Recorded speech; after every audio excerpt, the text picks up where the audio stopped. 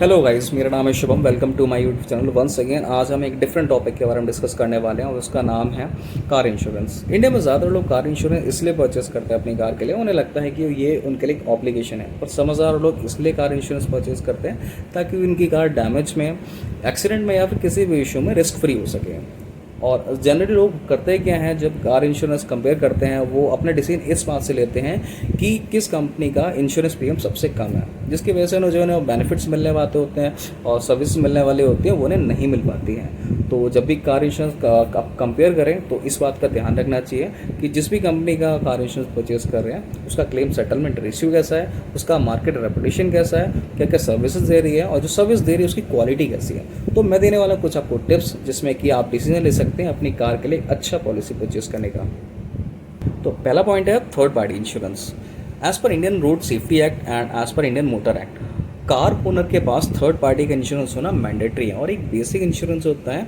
और इसमें जाने वाली बात यह है कि एक्सीडेंट में या फिर कार में जब डैमेजेस आते हैं तो कंपनी सिर्फ थर्ड पार्टी को ही क्लेम देती है, इसमें कार ओनर खुद की कार का क्लेम नहीं ले सकता है।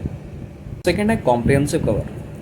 हमें इस बात का ध्यान रखना चाहिए जब भी पॉलिसी परचेज कर रहे हैं तो ये देखना चाहिए insurance company comprehensive cover offer कर रही है या फिर नहीं कर रही है। और कॉम्प्रिहेंसिव कवर में थर्ड पार्टी और कार ओनर और उसकी कार ये दोनों ही कवर होते हैं और इसमें प्रीमियम भी थोड़ा थर्ड पार्टी के इंश्योरेंस से थोड़ा सा ज़्यादा होता है।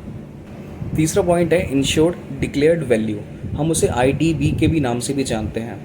ये वो अमाउंट होता है कार इंश्योरेंस कंपनी तब पे करती है कार ओनर को जब कार का सपोज एक्सीडेंट हो जाए और उसमें नुकसान ज़्यादा हो, जो नॉन नेपेबल हो वो ठीक नहीं हो सकता है, या फिर कार चोरी हो जाए या फिर कार टोटल लॉस में चली जाए, तो ये अमाउंट तब पे करती है कार इंश्योरेंस कंपनी।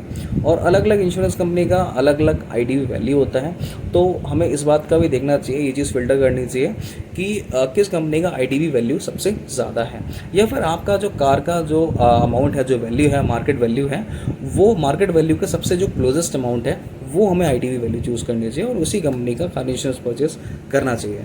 चौथा है नो क्लेम बोनस, या फिर उसे हम NCB के भी नाम से अब जानते हैं। और ये बोनस एक रिवॉर्ड के फॉर्म में होता है और ये कंपनी हमें तब ऑफर करती है सपोज़ अगर कार में कोई एक्सीडेंट हुआ है और उसमें कुछ मैंने छोटा मोटा काम कराया, मैंने कंपनी से क्लेम नहीं लिया, मैंने खुद वो लोकल टेक्नीशियंस चेक करा लिए हैं, तो कंपनी से मैंने पिछले 1 साल में एक भी बार क्लेम नहीं लिया, तो ये एक डिस्काउंट के फॉर्म में मिलता है जब हम कार का इंश्योरेंस रिन्यू करते हैं। और इस बात का ये वेरी नहीं करता हम किसी भी कंपनी का कार इंश्योरेंस परचेस करें, क्योंकि ये जो NCB अमाउंट होता है ये IRDA से रेगुलेटेड होता है। और इसमें क्या चाहिए है, अगर पिछले 5 साल में आपने एक भी बार कार का क्लेम नहीं लिया इंश्योरेंस कंपनी से, तो जब आप कार 5वीं 6ठी साल में इंश्योरेंस परचेस करेंगे, रिन्यू करेंगे, तो उसमें कंपनी आपको 50% तक का डिस्काउंट ऑफर कर सकती है।